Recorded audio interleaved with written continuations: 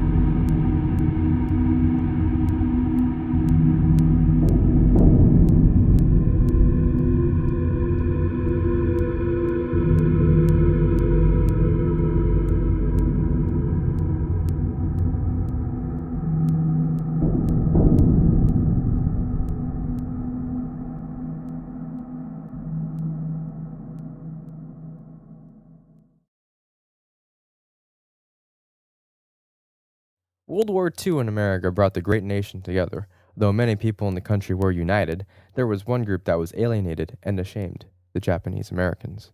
Signed into effect on February 19, 1942 by President Franklin Delano Roosevelt, Executive Order 9066 forcibly removed all Japanese Americans that were living on the United States western coast from their homes and put these unwilling people into barracks in the middle of nowhere and interned them through the end of the war. These unwilling people's lives were changed forever, in perhaps the darkest and most disturbing time in a nation where life, liberty, and the pursuit of happiness is stressed.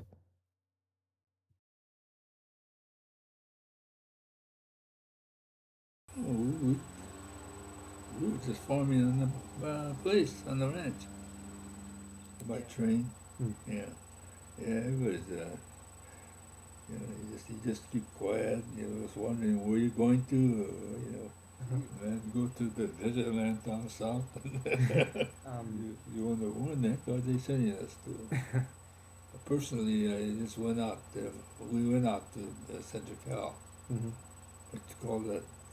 They used to call it B zone. A zone along the coast of the B zone from the Highway 99 east of the B zone. I was sent to Hard Mountain, and it was the most godforsaken place that I ever went to.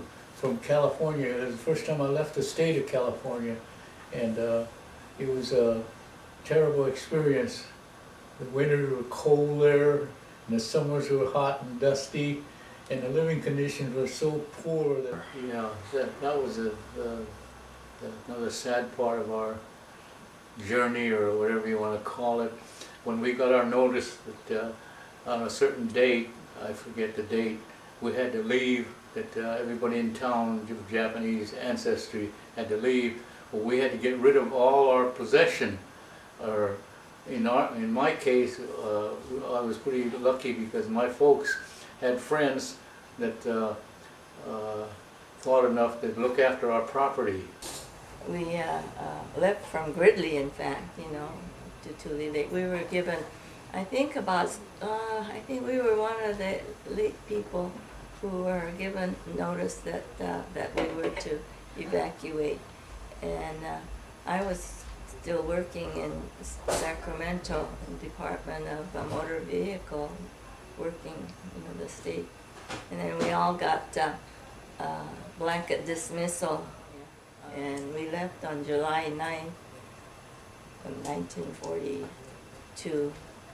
And that was the day that my brothers that was my brother's birth date, so that's why I remember. And while we were waiting on the train, my brother's first grade school teacher came to say goodbye to us.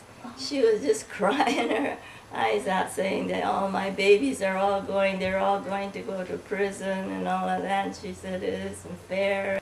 Once we got on the train, the NPs were on the train too. And then once the train started pulling out of the station, they pulled all the curtains down on us too. And the MPs with the bayonet was standing on the doorway and everything, and all the way. Took about, I don't know, it was morning when we reached Tule Lake. So what happened to your farmland while you were gone to the camps? We had some Filipino guy ran it. We owned it then and took off. We had to get rid of all our possession. In my case, I was pretty lucky because my folks had friends that thought enough to look after our property, and all our household possessions were stored in his home, in a back cottage that he had.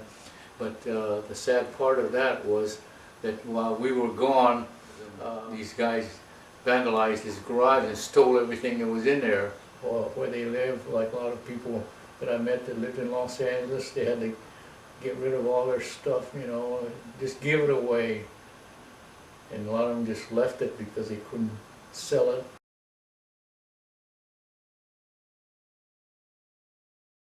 Well, they had blocks, some block 1, 2, like our camp had block 1 through 27 blocks in our camp.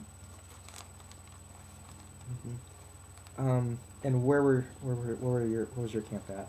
That was in Gila River, Arizona. It's built within Indian reservation. It was up to 27.